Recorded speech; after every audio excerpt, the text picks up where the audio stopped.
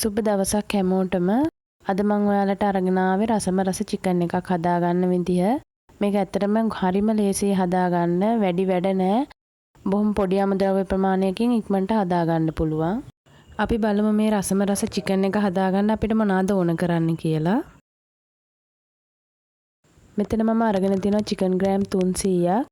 අපිට තව ඕන වෙනවා රටලූණු, සුදු ලූණු පොඩියට කපාගෙන, රම්පා, කරපිංචා, අමු මිරිස්, තලාගත්තු කරාබුනටි සහ කරද මුංගු, කුරුඳු පොත්තු ගොරක කෑල්ලක් ඕන කරනවා.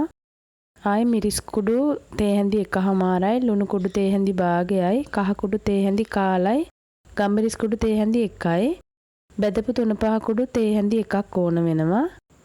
උකු පොල් කිරි කෝප්ප කාලක් ඕන. අපි දැන් බලමු හදන විදිහ. මස් එකට මිරිස් කුඩු, ලුණු කුඩු, කහ කුඩු, ගම්මිරිස් කුඩු 3/5 කුඩු එකෙන් භාගයක් දාගන්නවා. මේ 3/5 එක මම ගෙදර හදාගෙන තියෙන්නේ.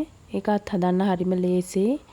මේ බෙදපු 3/5 එකේ රෙසිපි එක ඕනනම් පහලින් කමෙන්ට් එකක් දාන්න.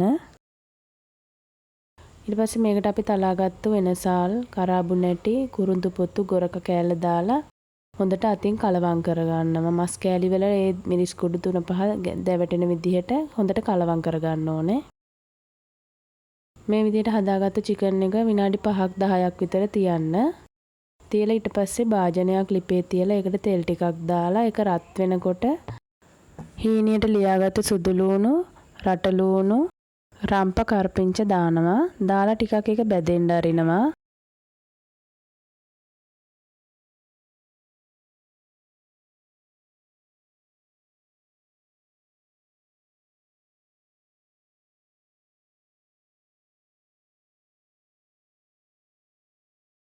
මේක ටිකක් බැදීගෙන එනකොට මේකට අපි අම මිරිස් කරල් දෙක එකතු කරනවා. හීනියට ලියාගත්තු.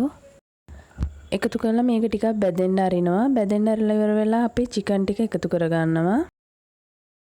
මේක මෙහෙම දාලා මේ වතුර මුකුත් දාන්නේ නැහැ.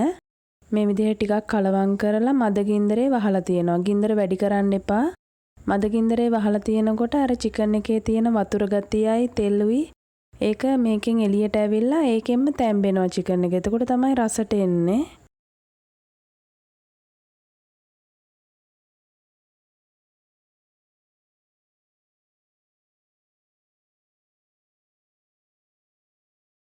දැන් මේ විනාඩි 5කට පස්සේ දැන් බලන්න මේකට අපි වතුර පොඩ්ඩක්වත් දැම්මේ නැහැ. ඒ උනාට දැන් ඒකේ හොඳට ඒ චිකන් වල තියෙන තෙල් එකයි වතුරයි එළියට ඇවිල්ලා ඒකෙන් චිකන් එක හොඳට තැම්බෙනවා. දැන් අපි ආයේ මේක වහලා විනාඩි 5ක් විතර තියන්න ඕනේ. මේ වෙලාවේ කලවම් කරලා වහලා තියන්න.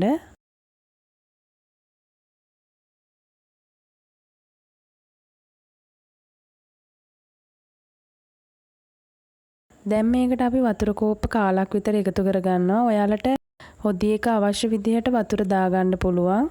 මේ චිකන් ප්‍රමාණයට නම් වතුර කෝප්ප කාලක් වගේ ඇති. වතුර ගොඩක් වැඩි කරගන්න එපා. එතකොට චිකන් එක දිය රහ වෙනවා. දැන් අපි මේක පියන වහලා ගින්දර ටිකක් වැඩි කරලා විනාඩි 10ක් විතර හොඳට උයා ගන්න ඕනේ. ඊට පස්සේ අපි මේකට පොල් කිරි එකතු කරගන්නවා.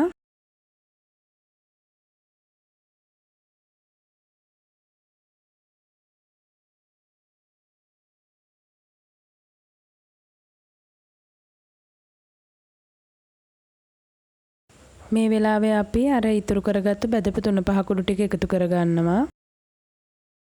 ඒ ටික එකතු කරගෙන හොඳින් කලවම් කරගෙන පියන වහලා ගින්දර අඩු කරන්න. ගින්දර අඩුම කරලා මේක විනාඩි 5ක් 10ක් විතර තියන්න. එතකොට තමයි අර හොදියක හොඳට උකු වෙලා තෙල් පෑදිලා වගේ ලස්සනට රසට චිකන් එක හැදෙන්නේ. මේ තියෙන අපි හදාගත්තු චිකන් එක මේක හරිම ලේසියි හදාගන්න. ඒ වගේම හරිම රසයි. මේක උදේට වැඩට යන කෙනෙකුට උනත් ඉක්මනට හදාගන්න පුළුවන්. රැට අර 3-5 ටික අත ගාලා ෆ්‍රිජ් එකේ යට කොටසේ දාලා උදේට අර විදිහට උයා ගන්න පුළුවන්. ඔයාලා මගේ වීඩියෝ එකට කැමති නම් ලයික් කරන්න. ඔයාලගේ යාළුවොත් එක්ක ෂෙයා කරගන්න. ඒ වගේම මේ වගේ වීඩියෝ තවදුරටත් බලන්න කැමති නම් මගේ channel එක subscribe කරන්න. bell icon එකත් click කරලා තියාගන්න. එතකොට මම වීඩියෝ එකක් දාපු ගමන් ඔයාලට notification එනවා.